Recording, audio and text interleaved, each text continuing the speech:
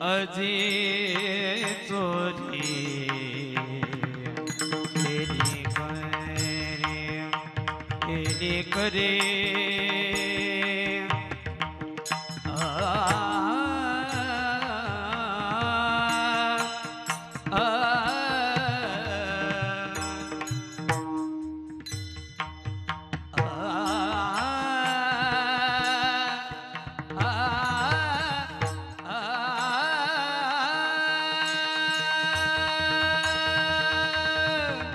आधी तोरी केली खरे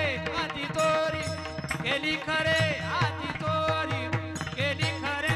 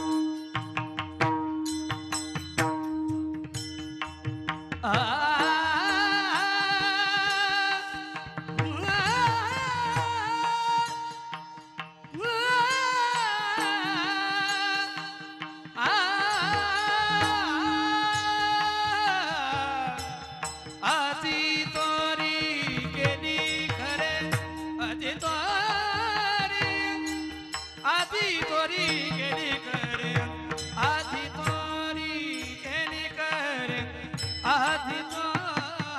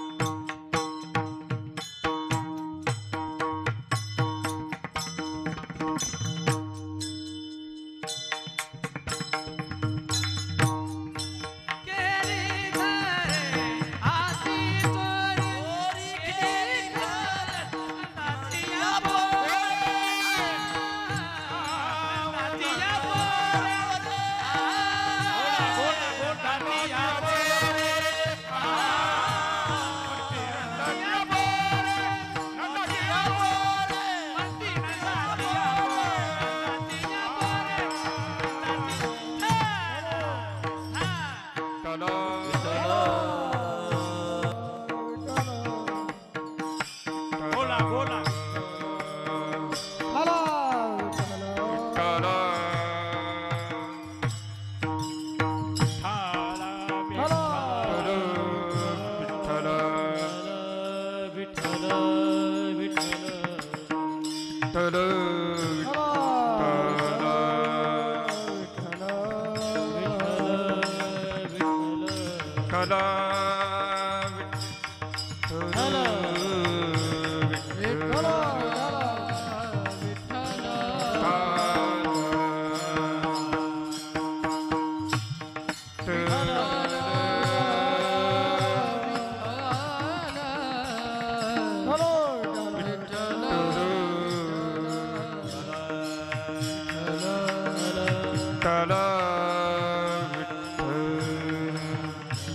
चला टाळी वाजवा टाळी वाजवा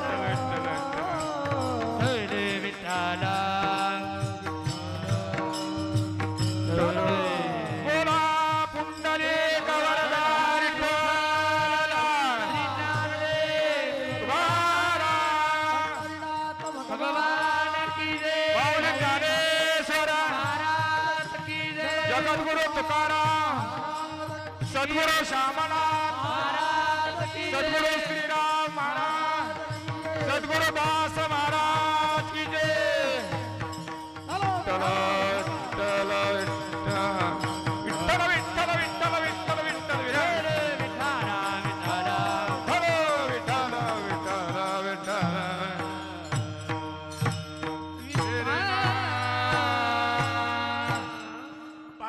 गवळणी तवती पालते दुधाने पालते दुधाने तवती पालते दुधाने पाते गवळणे तवते पालते दुधाने तवते पालते दुधाने तवते पालते दुधाने पाहती गवळणी तवती पालते दुधाने तवती पालते दुधाने तवती पालते दुधाने पाते गवळणे तवते पालते दुधाने तवती पालती दुधानी पालती दुधानी नंदानिया पोरे आज तोरी केले करे आज तोरी केले करे आज तोरी केले करे म्हणते नंदाची आपुरी आज चोर केले खरे आज चोर केले करे आज चोर केले करे म्हणते नंदानिया पोरे आज तोरी केले करे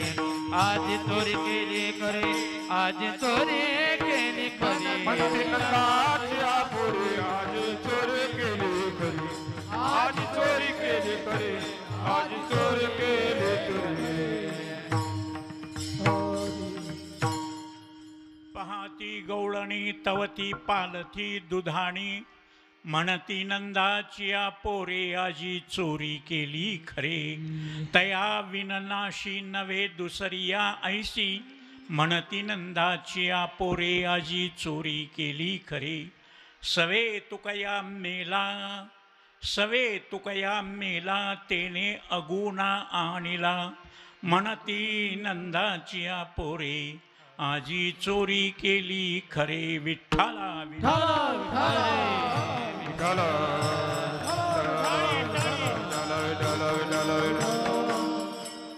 यदक्षरं मनाख्येयमानन्दं मज केवलं श्रीमन्निवृत्तिनाथेति ख्यातमदैवतमाश्रये यत्कृपाल्लवमात्रेण महिषो वेदपारगः ज्ञानीश्वरं तमाचार्यं वंदे बद्धांजलिर्मुदा श्रीमंत श्री जगद्गुरु महावैष्णव अग्रगणी वैराग्यस्य परम मूर्ती विश्वभूषण वाणी सम्राट अलौकिक कल्पना आविष्कार भास्कर वारकरी संप्रदायाचा परमोच्च मानबिंदू किंबहुना अक्षर ब्रह्म अवतरण विद्वज्जनमानस मराळ सकल संत कंठभूषण कैवल्य गुणनिधान अलंकापूर निवासी ज्ञानेश प्रिय तुकोबाराय सेवेकरता घेतलेल्या अभंगातून एक गोकुळामधला द्वापार युगातला प्रसंग सांगतात. आज काल्याचं कीर्तन आहे. काल्याच्या कीर्तनामध्ये कृष्णाचं चरित्र वर्णन करावं उच्चारावं असा दंडक आहे, असा नियम आहे, असं व्रत आहे. रूढ नाही. रूढ वेगळी, परंपरा वेगळी, संप्रदाय वेगळा. पण लोकांच्या मनामध्ये शास्त्रात रूढी वरीयसी, शास्त्रापेक्षा रूढीलाच माणसं जास्त मानतात. रूढ कशाला म्हणाव आणि परंपरा कशाला म्हणाव? साधं उदाहरण आहे. माणसं कामाला निघाले, तिघजणच निघाल्यावर म्हणतात अरे चौथं कोणीतरी घ्या, नाही तर याच्यातलं एक कमी करा. 2 असावे, नाही तर 4 असावे, 5 असावे. हे 3 तिरपट होते. कोणी सांगितलं? तिघजण असले पाहिजे असं कोणी सांगितलं? तिघजण नसले पाहिजे असं कोणी सांगितलं? हा, म्हणतात महाराज. म्हणून त्याला अर्थ नाही. माणसं कामाला निघाले, मांजर आडवी गेले. अरे अरे अरे, मांजर आडवी गेली. अपशकुन कोणी सांगितलं? हा अपशकुन आहे. वराह मिहिर नावाच्या ज्योतिषानं शुभ शकून अशुभ शकून सांगितलेले आहेत. माणसं कामाला निघाले आणि सुवासिनी बाई मंगल कलश पाण्यानं भरून समोरून आले. लगेच म्हणतात बाबा चांगलं झालं. हा, मंगल कलश सुवासिनी बाई घेऊन आली, चांगलं झालं. कामाला निघाले आणि विधवा स्त्री रिकामी घागर भरून गेली. अरे अरे अरे, काम होत नाही बरं का. अपशकून विधवा स्त्रीन ती रिकामी घागर. आपण कामाला निघाल्यावर मुंगूस नाथ महाराजांना सुद्धा रामायणामध्ये सांगितलं. मुंगूस निघाल्यावर ते किती गडबडीनं पळू द्या, पण जाणाऱ्याकडे बघून एक सेकंद थांबतंय असं बघतंय आणि मग पळतंय. मुंगसाचं तोंड पाहिलं बरं का, चांगलं होतंय. भारद्वाज नावाचा पक्षी आहे, पारवा असतोय ते पारव्या रंगाचा. ते लाईटच्या खांब्यावर झाडावर बघितला, लगेच माणसं म्हणतात आबा बाबा, शुगर जरी असली तरी आज गोड खायला मिळतं बरं का. का बाबा?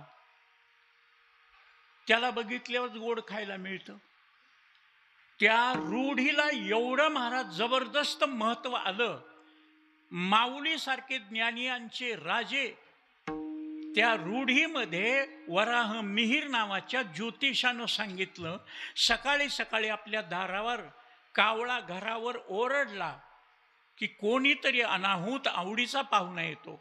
पहिलं तो गे काऊ कोकत आहे, शकून गे माये सांगत आहे, पाहुणे घराशी कोणीतरी येणार.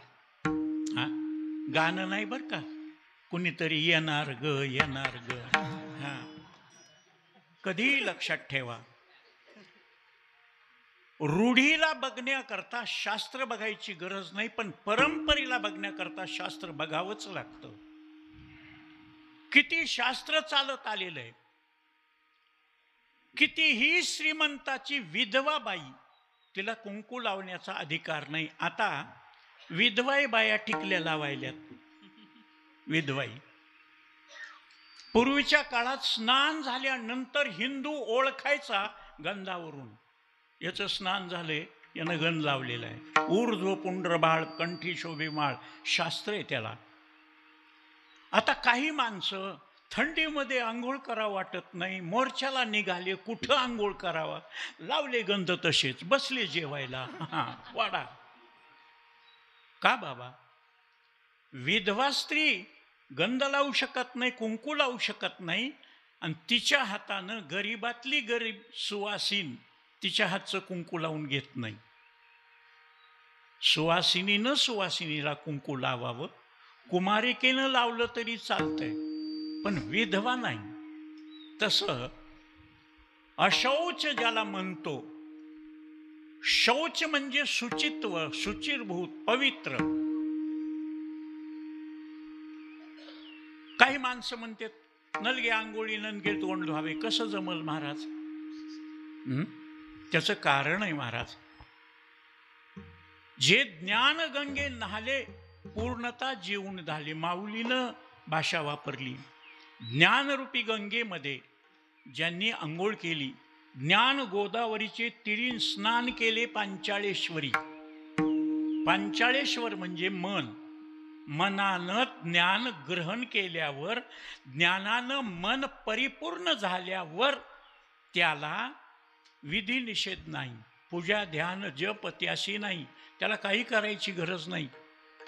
देव त्याचं काम करतो. न सांगता करी सर्व काम. माझ्या पदरचं सांगत नाही. देवाला देवाच्या मनासारखं वागता येत नाही, त्याला संतांच्या मनासारखं वागावं लागतं. आणि त्या वागण्याकरता त्यांनी कृष्ण अवतार धारण केला. एकंदर भागवतामध्ये व्यास महर्षीनं राजा परीक्षितीला शुकदेव सांगत असताना भगवंताच्या 24 अवताराचं वर्णन सांगितलं. त्या 24 अवतारामध्ये सुद्धा अवताराचे प्रकार, अंश अवतार, अंशांश अवतार, अवेश अवतार, कला अवतार, पूर्ण अवतार, पूर्णतम अवतार. अंश अवतार ममै वंशो जीवलोके, सगळे जीव लोकामध्ये देवाचे अंश आहे 84 लक्ष योनीमध्ये. का? तैसा हृदयामध्ये मी रामो. बल्ब असो, पंखा असो, मिक्सर असो, ग्राइंडर असो, ट्यूब असो, व्हल्जिन असो, काही असो, त्याच्यामध्ये करंट आहे, ते परमात्मा आहे. हे बल्ब वेगवेगळे असतील, किती वेगवेगळ्या प्रकारचे बल्ब आहेत. एका ऐशी एक नाही, भिन्न पाही प्रकृती. प्रकृतीनं प्रत्येकाला एक छाप केला, त्याच्यासारखं दुसरं नाही. डोळे सगळ्यालाच आहे, सगळ्याचे डोळे सारखे नाहीत. भुवया सगळ्यालाच आहे, सगळ्याच्या भुवया सारख्या नाहीत. ओठ सगळ्यालाच आहेत, सगळ्याचे ओठ सारखे नाहीत. प्रत्येकाचं वर्णन वेगवेगळे. भगवंताच्या डोळ्याचं, भगवंताच्या कपाळाचं, भगवंताच्या भुवयाचं, भगवंताच्या नाकाचं, भगवंताच्या ओठाचं वर्णन.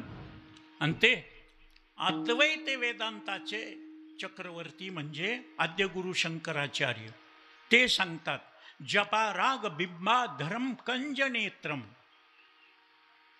निर्गुण निराकाराला मानणारे पण सगुण साकाराचा आधार घेतल्याशिवाय निर्गुणाचं फल मिळत नाही. म्हणून शंकराचार्याला सुद्धा म्हणावं लागलं, भगवंताचे ओठ म्हणजे जपाकुसुम म्हणजे जास्वंदीचं फूल किंवा डाळिंबाची कळी किती लाल असते. ओरिजिनल ओठ लाल असणं वेगळं आणि लिपस्टिक लावून लाली लावून ओठ लाल करणं वेगळं. मुस्काडीत खाऊन लाल थोबाड करणं वेगळं. थोबाडच लाल करील म्हणतात ना, तसलं नाही. हा, पण भुलून गेल्यानंतर गवळणीनं ओठाला काजळ लावायचं आणि डोळ्याला लाली लावायची. सगळे लोक म्हणायचे ओठ काळे, अरे तोंड काळं झालंय, माकडे का वानर आहे. नियम असा आहे, उठल्याबरोबर वानराचं काळं तोंड पाहिलं अपशकुन होतोय बरं का. पण भगवंतानं हनुमंतरायाला यश नावाचा, यशे थोरविला मारुती, बिभीषण केला लंकापती. यश मिळाल्यानंतर तुमचं सगळं चांगलं. तुम्ही काहीही करा, मत फोडा, पाया पडा, पैसे द्या, पण निवडून आला की तुमचे सगळे गुन्हे माफ. मग मागील केले ते अवघेची वाव. मागचं काही केलेलं किती भ्रष्टाचार करू द्या, पण सत्तेमध्ये आला की त्याचा सगळा भ्रष्टाचार, त्याचे गुन्हे, त्याचे अपराध देव पोटात घालतो. आता भावाची बाजू सोडून बिभीषण रामाला म्हणजे रावणाच्या वैऱ्याला शरण आला. तिकडचा इकडून आल्यामुळं, तिकडचा पक्ष सोडून इकडून आल्यामुळं रावण मारण्याच्या अगोदर, तुम्ही रामायण काढा, रावण मारण्याच्या अगोदर लंकेची प्रतिकृती करून बिभीषणाला लंका दिली. राज्याभिषेक केला रावण मारण्याच्या अगोदर. हनुमंतराय म्हणले, देवा जरा गडबड व्हायली, रावणच मारणाला तुम्ही बिभीषणाला लंका द्यायला. उद्या रावणाचं मन बदललं आणि आपलं चुकलं गडे. 80,000 बायका असताना एक पत्नी व्रतानं राहणारा राम, त्यानं सीतेशिवाय दुसरीकडे वाईट नजरेनं पाहिलं नाही, पत्नी म्हणून पाहिलं नाही. याच्याकरता त्याला पश्चातापे न शुद्धता, पश्चाताप झाला. आणि तो जर शरण आला तर मग काय करताल. बिभीषणाला तर लंका देऊन टाकली. प्रभू रामचंद्राचे शब्द आहेत, बिभीषणाला लंका दिली. आणि रावण जर शरण आला, शरणागता वज्रपंजर, शरणागता शरण्य मीच एक, शरणागताला कधीच दूर ठेवीत नाही. मी माझी अयोध्या रावणाला देईल. म्हणून कटाक्ष न्याहालिले, कृपा कटाक्ष न्याहालिले आणि आपुले पदी बैसविले. आपली जागा देव देतो त्याला. म्हणून एवढा मोठा अधिकार, एवढा अधिकार नारायणे कृपावलोकने दिदला असे. नुसते कृपेनं देव आपली जागा देतो. केवढा अधिकार. महाराज एक गोष्ट लक्षात ठेवा, आजही त्या त्रेतायुगातल्या रामायणामध्ये घडलेल्या प्रसंगाचा अनुभव, त्या प्रसंगाचा अनुभव म्हणून आपला पक्ष सोडून तो आपल्या इकडच्या पक्षात आला, सत्ताधारी पक्षामध्ये, की त्याला महसूल पद देतात, त्याला मंत्रीपद देतात. पहिले झिजले बोंबलले जिंदाबाद जिंदाबाद म्हणून मेले तरी हरकत नाही, पण तिकडचं इकडं आलं ना, कधी लक्ष ठेवा, आपले माणसं आपलेच राहणार आहेत, पण वैऱ्याचा माणूस आपल्याकडं आला की त्याला गादी. वालीला मारलं, अंगदाला युवराज्यपद दिलं, किष्किंधा दिली सुग्रीवाला. रावणाला मारलं, रावणाच्या भावाला बिभीषणाला. आणि मी इथे येण्याचं कारण सुद्धा बिभीषण महाराजच आहेत बरं का. कारण हरिभक्त परायण परम आदरणीय धर्मदास दादा हे घरचे, त्यांचे फोन येत नाहीत बिभीषण महाराज, कारण मधला एजंट महत्वाचा असतो. म्हणून सांगितलं योजकच तत्र दुर्लभ. दुर्लभ असतात माणसं. हां, जास्त शेण, कमी शेण नाही तर जास्त शेण. आणि आमच्या महाराजाला माहित आहे, नराशाम महाराजांची जागृत देवस्थान, समाधी जागृत संजीवन, आणि त्या परंपरेप्रमाणे इथं चालत आलेल्या सप्त्यातील आजचा 12वा सप्ताह तपपूर्ती. आणि नियम आहे, तपे विन दैवत दिदल्या विन प्राप्त. आणि त्यांनी कबूल केलं, महाराज तुमच्या मनात आलं, तुम्ही बोलून गेलात, महाराज अडकलेले 3.5 कोटी रुपये पुन्हा शासनानं मला दिले. अरे टाळी एकदा त्यांच्याकरता. तुका म्हणे त्याचा देव सर्व भारण चालवी कामार होऊन या. देवाला काम करावं लागतं, आणि देवानं काम केल्यावर कधी वाया जाईल का. म्हणून हनुमंतरायाला यश दिलं, बिभीषणाला लंका दिली. पण काही लोक म्हणले दिलं हो, रावण मारल्यानंतर परंपरेप्रमाणे 7/12च्या उतार्याप्रमाणे लंका कोणाची. अरे त्यांच्या खानदानातलं बिभीषणालाच मिळाली असती ना वारसा हक्कानं.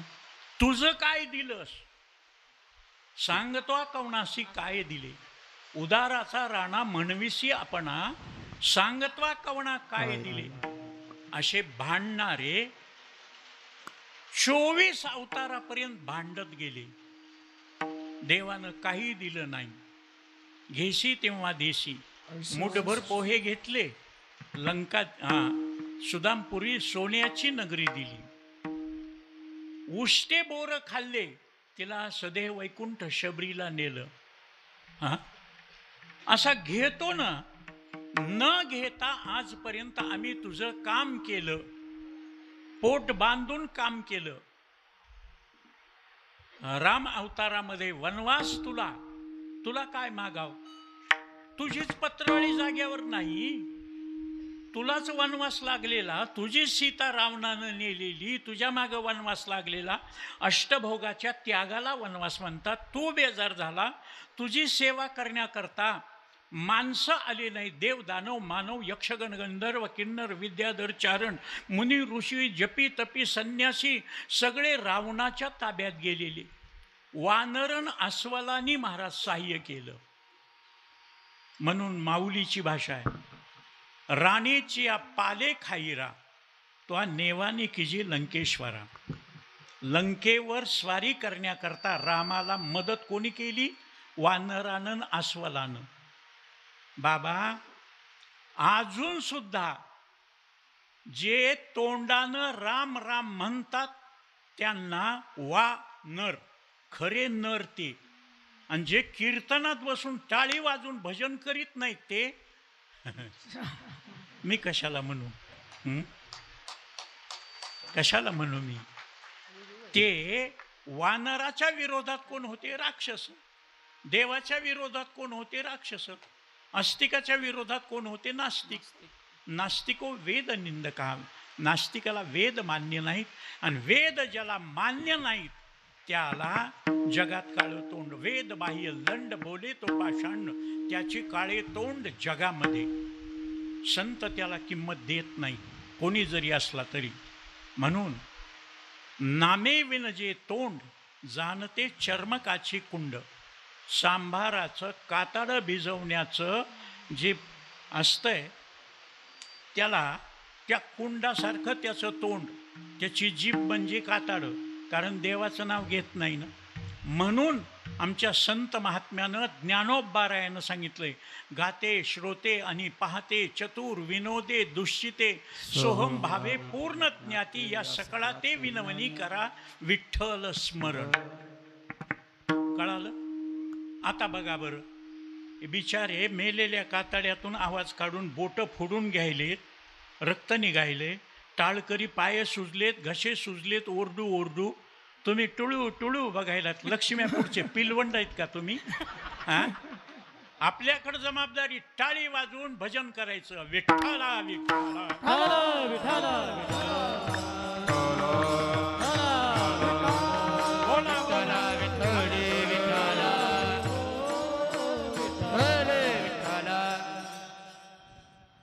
महाराज तुम्हाला बोलविले, पाकिट मिळणार आहे, तुमचे तुम्ही काल्याचं कीर्तन करा, आमची का बेजारी लावली? त्याचं कारण आहे, तुम्हाला जे पाहिजे ते मिळतं. कारण संत सज्जनी मांडिले दुकान, जे जया पाहिजे ते आहे रे. भुक्ती मुक्ती फुकाची साठी, कोणी दयाकडे न पाहे, न लगी मुक्ती धन संपदा. संत संग सत्संगेन परम प्राप्य दुस्तरम तरते चिरात. तस्माद अति प्रयत्नेन सत्संगम सततं कुरु. स्वहिता कारणे संगती साधूची. आणि भावे भक्ती हरीची भेटी तेने. तुम्ही देवाच्या मागं लागल्यावर देवाची भेट होत नाही. तुम्ही संतांचे पाय धरले की देव भेटे आपे आप. तुम्हाला देव भेटण्याची घेण्याची गरज नाही. नलगती साया जावे वनांतरा, आणि सुखे येतो घरा देव येतो आपोआप. पण तुम्ही ते काम केलं पाहिजे. महाराज सगळ्या जगाला तुम्ही सांगता, सगळ्या जगाला काय काय पाहिजे? अरे एवढं संपूर्ण जग आहे. महाराष्ट्रापुरतं नाही, वारकऱ्यापुरतं नाही, धाराशिव जिल्ह्यापुरतं नाही, सामनगावाच्या मंडपापुरतं नाही, लंकेत नाही, चीनमध्ये नाही, पाकिस्तानमध्ये नाही, बलुचिस्तानमध्ये नाही, सगळ्या जगाचा विचार संत करतात.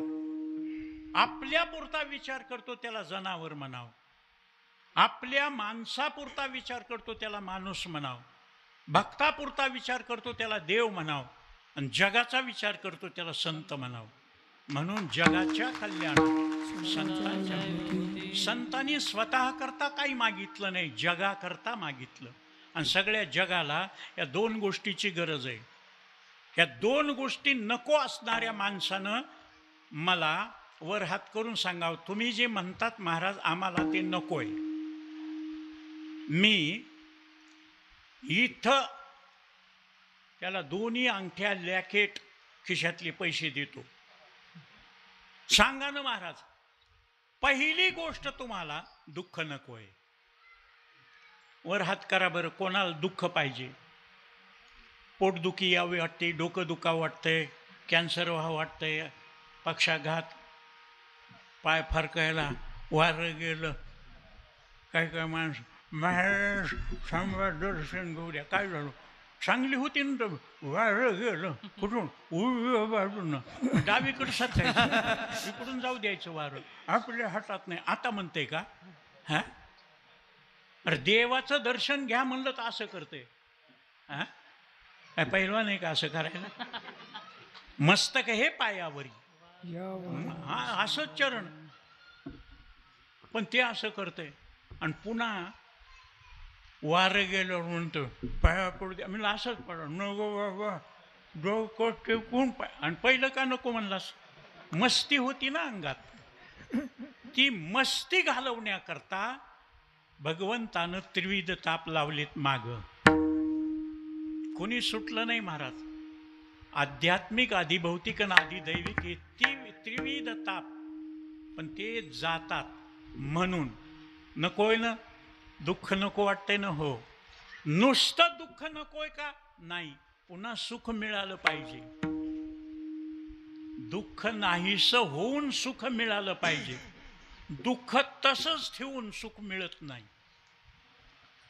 पंक्चर काढल्याशिवाय हवा बसत नाही. पंक्चर तसंच ठेवून हवा किती बलित राहा, ते पंक्चर हवा घालविते. अरे इतकं महाराज डोळ्याला दिसत नाही इतकं छिद्र जर असलं ट्यूबला तर फुसकून हवा त्याच्यातून जाती. आणि आपल्याला तर 9 बस्ट आहेत. बस्ट म्हणजे मोठं छिद्र. 9 द्वारेत याच्यात कशी हवा राहील. बिभीषण महाराज कोणताही कीर्तनकार आणा, गरीब आणा, श्रीमंत आणा, पैशाचा आणा, बिनपैशाचा आणा, अभ्यास केलेला आणा, अभ्यास न केलेला आणा, लोक ऐकते ते हवा भरतंय बिचारं. पंप असतंय त्याच्याजवळ, अभंग म्हणतंय, कंबर बांधून सांगतंय आणि सांगणं झालं ते जय विठ्ठल म्हणून निघून गेलं की मी ऐकणारे म्हणतात काढा तंबाखू, चुना आहे का नाही, बिडी आहे का नाही, काडी आहे का नाही, गुटखा आहे का नाही, मावा आहे का नाही. अरे ते महाराजांना सांगितलं दारू गांजा मत त्यांचा धंदा आहे, सांगतच असते. असं सांगून सगळे ऐकले असते तर त्यांचा धंदा कसा चलल, बिकला लागतील का. हां अरे बाळा दुधा कोण करीतो उत्पत्ती वाढवी श्रीपती. तुम्हाला खाऊ घालण्याचं, तुम्हाला जगवण्याचं, तुम्हाला मारण्याचं, तुम्हाला सांभाळण्याचं सगळी जबाबदारी परमात्म्याकडे. आणि परमात्म्याचे एजंट आहेत संत. आणि एजंटाशिवाय कारखानदार सुद्धा दुसऱ्याचं ऐकत नाही. हां त्याच्यामुळं प्रमाण त्यांच्या बोलान देव भक्ताचा अंकिला. आणि त्या भक्तानं देवाला सांगितलं जीवाला दुःख नाहीसं करून सुख देण्याकरता एकच गोष्ट आहे, ती म्हणजे करू हे निर्मळ हरिकथा. हरिकथेशिवाय समाधान नाही, हरिकथेशिवाय दुःख जात नाही. हां दुःख घालवण्याकरता हरिकथा आणि सुख मिळवण्याकरता सुद्धा हरिकथा. म्हणून आम्हाला तुकोबारायानं शास्त्र पाहून सांगितलंय, तुम्हाला दुःख नाहीसं करून सुख मिळवण्याकरता, समाधान मिळवण्याकरता हरिकथा करावं लागेल. म्हणून माझ्या पदरचं नाही, सदा नाम घोष करू हरिकथा. सदा चिता समाधान देणे, सदा चिता समाधान देणे, सदा चिता समाधान देणे, सदा चिता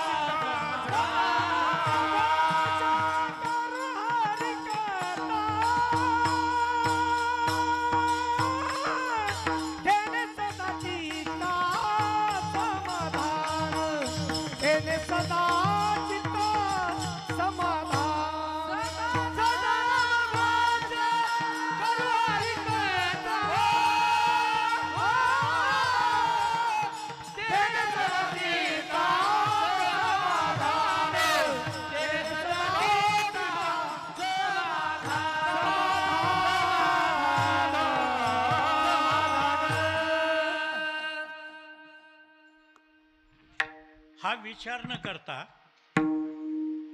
धन मिळवल्यावर समाधान मिळतं असं वाटतं. म्हणून संत सोडले तर सगळं जग 99.9 धन मिळविण्याच्या मागे आहे. काही जणाला धन भरपूर असलं तर मान मिळविण्याच्या मागे.